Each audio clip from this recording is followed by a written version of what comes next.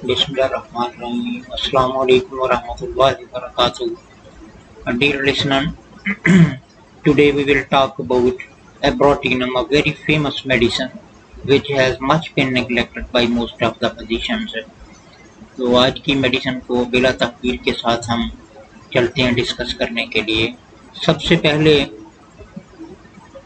Most important thing इसमें है मेरस्मस।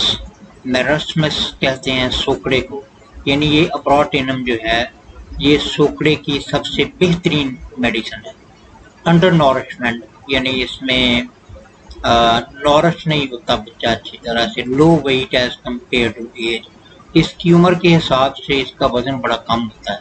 इस सिलसिले में यहाँ मैं एक इम्पॉर्टेंट चीज़ बयान करना चाहता हूँ कि इन abrotinum the merismus is of the lower extremities, इसमें नीचे वाले धड़ का हिस्सा जो है वो कमज़ोर होता है, ऊपर वाला नहीं होता। यानी कमज़ोरी जो है it starts from the lower extremities instead of the upper extremities. For upper extremities there are certain other medicines. ऊपर वाले धड़ के लिए और मेडिसिन है, ये नीचे वाले धड़ की बेहतरीन मेडिसिन है abrotinum. मेटास्टेसिस, मेटास्टेसिस क्या है? इसके 2-3 मीनिंग है। Cancer beyond the place of start, अगर किसी को एक जगह से कैंसर शुरू हुई है तो वह ट्रैवल करके उसके लंग्स वगैरह में चला जाए या किसी दूसरी बॉडी पार्ट में चला जाए तो that is called metastasis. For example मेरे पास एक पेशेंट आया कैंसर का, जिसे शोल्डर में कैंसर था और वो ट्रैवल करके उसके लंग्स में चला गया। तो अगर एक सूरत हाल बदल कर डिजीज किसी दूसरी तरफ ट्रैवल कर जाए तो that is called metastasis. From one place to another, एक जगह से दूसरी जगह में चले जाना। इसको मजीद बेहतर अंदाज से समझाने के लिए मैं कहता हूँ कि हमारी पॉलिटिक्स में टर्न कोट्स होते हैं। टर्न कोट जो है लोटे को कहते हैं, जो एक जगह छोड़ के दूसरी जगह पे चले जाते हैं। उनके बारे में भी आप कह सकते हैं कि they belong to the category of metastasis, एक जगह को छोड़ के दूसरी जगह पे चले गए। और लोटे टर्न कोट जो हैं they are welcome in every party. Gout, rheumatism, ये जोड़ों के दर्द को कहते हैं, लेकिन इसमें थोड़ा सा डिफरेंट है। गाउट जो है उसमें uric acid causes arthritis, uric acid की वजह से जोड़ों का दर्द होता है, arthritis. Begins in all joints, ये सारे जॉइंट्स में शुरू हो जाता है। रोमेटिज्म क्या है? बिगिन्स इन बिग टो, ये रूमेटिज्म अक्सर इंसान के बड़ा अंगूठा जो है ना उससे शुरू होता है, अंगूठा थोड़ा सा टेढ़ा हो जाता है। ट्यूबरक्यूलस पेरिटोनाइटिस, ये ट्यूबरक्यूलर पेरिटोनाइटिस का मतलब टीबी है, पेरिटोनियल टीबी। पेरिटोनियल यानी एब्डोमिनल कैविटी की जो टीबी है उसको कहते हैं infection of peritoneum inside your abdomen, आपके एब्डोमेन के अंदर पेरिटोनियम जो कैविटी है उसका इन्फेक्शन होता है, उसको कहते हैं peritoneal TB. For detail about peritoneum फेल्योरा parietal visceral watch lecture on aconite, इसकी डिटेल जानने के लिए कि पेरिटोनियम क्या है, फेलोरा क्या होता है, पेराइटल और विजरल, ये असल में सारी सीरस मेम्ब्रेन है। And I have already explained all these things in my lecture on aconite. So if you wish to have a detailed information about these things, you please once again watch my lecture on aconite. Exudative, exudative का मतलब होता है पस वगैरह। Fluid in nearby tissue from leakage of blood vessel, कोई blood vessel leak हो जाए तो उसमें से करीबी टिश्यू में मवाद का चले जाना, पस को भी बोलते हैं, पीप वगैरह को। एक्सुडेटिव कफ वो कफ होती है जिसमें पस वगैरह या बलगम स्पूटम ज्यादा है। इसी तरह से एक्सुडेटिव टीबी भी वो होती है जिसमें स्पूटम ज्यादा है, बलगम ज्यादा बंदे को बाहर आए। एक्सुडेटिव टीबी फ्लोरेसी, ये मैंने एक्सप्लेन कर दी है।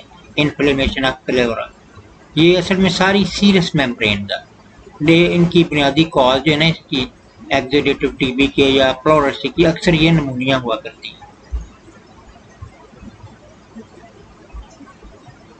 नेक्स्ट स्लाइड की तरफ बढ़ते हैं।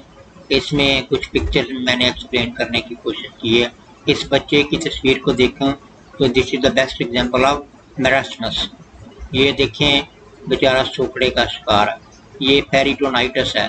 ये एब्डोमिनल कैविटी के अंदर जो इन्फेक्शन है उसको कहेंगे हम। इसी तरह से ये प्लोरेसी है, ये नॉर्मल लंग है, लेकिन ये इसके अंदर देखें ये कैसे वेन्स फैल गई हैं। तो ये प्लोरा जो है, ये लंग्स की जो लाइनिंग है इसमें खराबी आ गई है। ये जो है ये आर्थराइटिस है, ये गाउट है, देखें ये इसकी तरफ अंगूठे की तरफ, इसमें यूरिक एसिड बिल्टअप हो गया, आर्थराइटिक जॉइंट है ये, और इसमें स्वेलिंग आ गई है। I think you understand it very well with the help of pictures. Hydrothorax असल में तो थोरक्स जो है ये इंसान की छाती को कहते हैं, मैदे के ऊपर का जो हिस्सा है दैट इज कॉल्ड थोरक्स। हाइड्रो असल में कहते हैं पानी को। हाइड्रोथोरक्स का मतलब है कि आपकी छाती में पस का जमा हो जाना या पानी पड़ जाना। फ्लूइड इन फेलोरल कैविटी, यानी फेलोरल कैविटी जो है आपकी एब्डोमिनल कैविटी जो है, इसमें जो फेलोरा सेरस मेम्ब्रेन है इसमें फ्लूइड का पानी का जमा हो जाना। एम्पीमा जो है ये पस को कहते हैं, पस कलेक्टेड इन थोरक्स कैविटी। आपकी ये छाती की कैविटी जो है इसमें अगर पस जमा हो जाए तो इसको एम्पीमा कहते हैं। हाइड्रोसील कहते हैं ये इंसान के ये टेस्टिस की जो स्क्रूटम है, ये थैली टेस्टिस की जो इसको स्क्रूटम कहते हैं, इसके अंदर पस का जमा हो जाना। स्क्रोटल स्वेलिंग कैन, यानी स्क्रोटम में स्वेलिंग हो जाए, कैन बी बाय बर्थ। ये हाइड्रोसील जो है बाय बर्थ भी हो सकता है।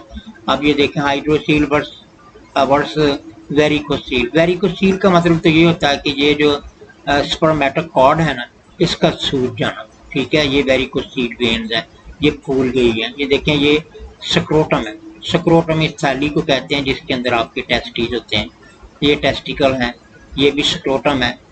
ये है हाइड्रोसील के इसमें पानी भर गया हुआ है, फ्लूइड जमा हो गया हुआ है। नेक्स्ट है कोमोडन्स। कोमोडन्स क्या होता है, इनको ब्लैक हेड भी कहते हैं। ये बड़े जिद्दी किस्म के कील होते हैं, दाग होते हैं। ये बनते कब हैं, जब स्किन आपकी डेड हो जाती है। डेड स्किन सेल्स हैं, ये देखें अक्सर ये इंसान की चिन पे होते हैं या फिर फोरहेड पे होते हैं, पेशानी पे होते हैं। ये बड़े जिद्दी किस्म के होते हैं। इनके लिए abrotanum can be used in an excellent way to put an end to all these things. Angioma क्या है? Angioma non-cancerous benign skull growth made up of blood vessels. Non-cancerous, ये non-cancerous होता है, dangerous नहीं होता है एंजियोमा जो। benign skin growth होती है, ये नरम सी कोई, benign skin का मतलब है नरम सी growth, कोई ट्यूमर वगैरह होती है। Made up of blood vessel, ये ब्लड वेसल से बनी हुई होती है, जिस तरह ये पिक्चर में देखें। This is called angioma, you can see here. ये एक चीज़ और मैं यहाँ कन्वे करना चाहता हूँ कि वो औरतें जो ज़्यादा एज में जाके कंसीव करती हैं उनके यहाँ अक्सर ये एंजियोमा के निशानात मिलते हैं। चेरी एंजियोमा इज़ वेरी कॉमन, ये है चेरी एंजियोमा, क्योंकि इसकी शक्ल जो है चेरी की तरह होती है तो ये कहता है बड़ा आम है। कैम्पबेल डी मॉर्गन स्पॉट, इसको कैम्पबेल डी मॉर्गन स्पॉट भी कहा जाता है। नेक्स्ट है जी एस्कैरिड्स। एस्कैरिड्स क्या है? स्मॉल इंटेस्टाइन राउंड बॉम्ब्स, ये आपकी अंतड़ियों के अंदर छोटे छोटे राउंड बॉम्ब्स होते हैं जिन्हें हम चमूने कहते हैं, ठीक है। नेक्स्ट है ये स्पर्मेटोकॉर्ड। स्पर्मेटोकॉर्ड जो है ये मैंने पहले आपको एक्सप्लेन किया हुआ, यहाँ ये टेस्टी के साथ ये जो कॉर्ड जा रही है ये स्पर्म के लिए जो है वो कन्वे करने के लिए यूज होती है। बंडल ऑफ नर्व्स, इसके अंदर बहुत ज़्यादा नर्व्स होते हैं, डक्ट्स होते हैं connecting testis to abdominal cavity.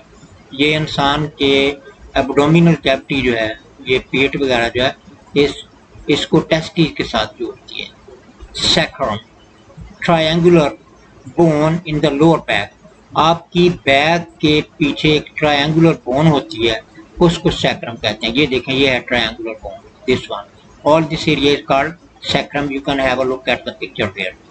This is called ileum, this is the left ileum, this is the right ileum, and the connecting joint is called sacroiliac joints.